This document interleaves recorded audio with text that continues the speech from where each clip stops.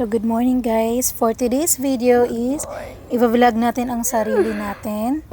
A day in a life here in Kuwait. Dahil papasok tayo.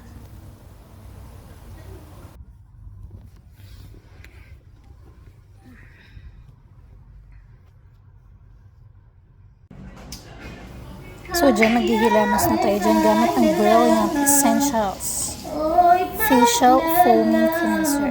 Charot. Sponsor yun.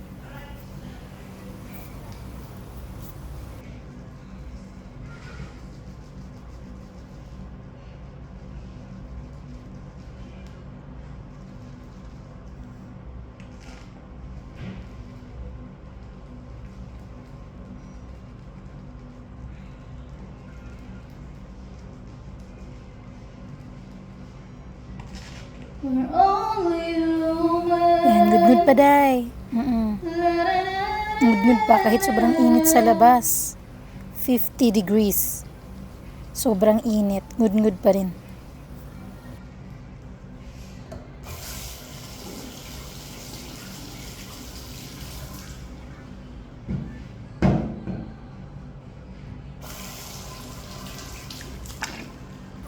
Wala nang mas iinit sa tubig dyan. Pagbukas mo ng tubig dyan, pag hilamos mo dyan, para ka nang nasa, purgatorio, sa impyerno.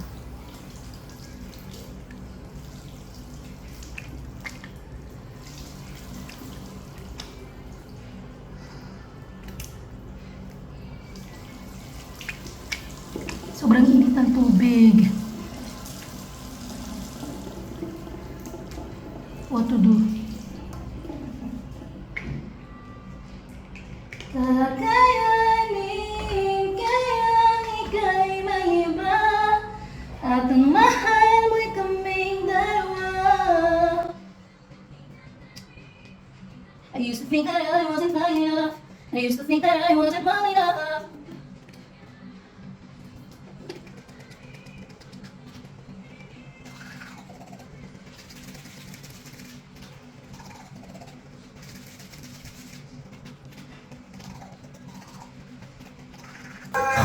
So lalabas na ang person sa lungga dahil magtatrabaho tayo. For today's video, magtatrabaho tayo. Lazim shugul. Mafi fulus. Ayan na, so aalis na nga ang person.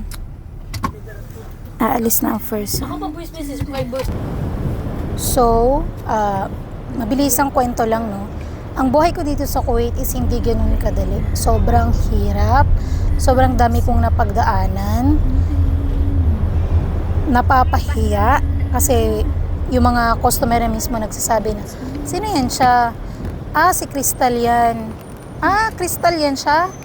Ang bagal niya. Hindi maganda ang gawa niya. Hindi siya marunong ng ganito. Hindi siya marunong ng ganyan.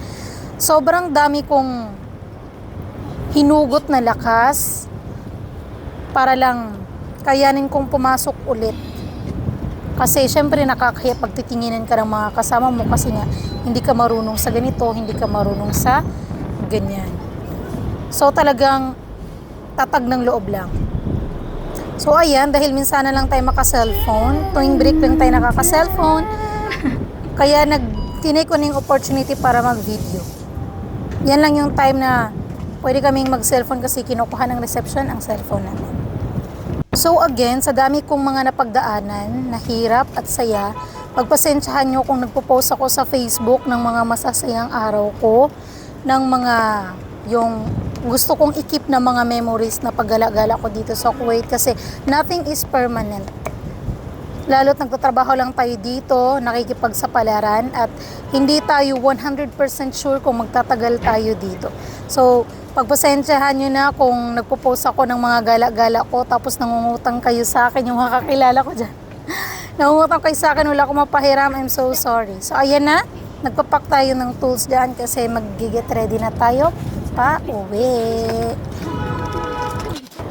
So, kung meron mang mga tao o bagay na dapat kong pasalamatan kasi nung hinang-hina ako, nung down na down ako dito sa Kuwait, sila yung mga tao na Talagang nag-lift up sa akin yun yung mga kasama ko dito sa trabaho, yung mga Filipina na kasama ko dito sa accommodation.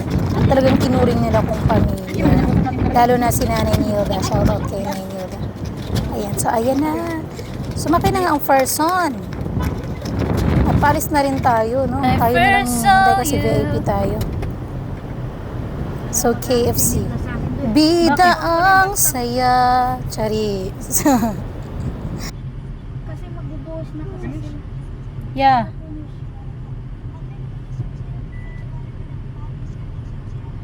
KFC. Ano bang ano ng KFC na eh? Bidang saya. KFC bidang saya. So ayun lang guys. Thank you so much for watching my video.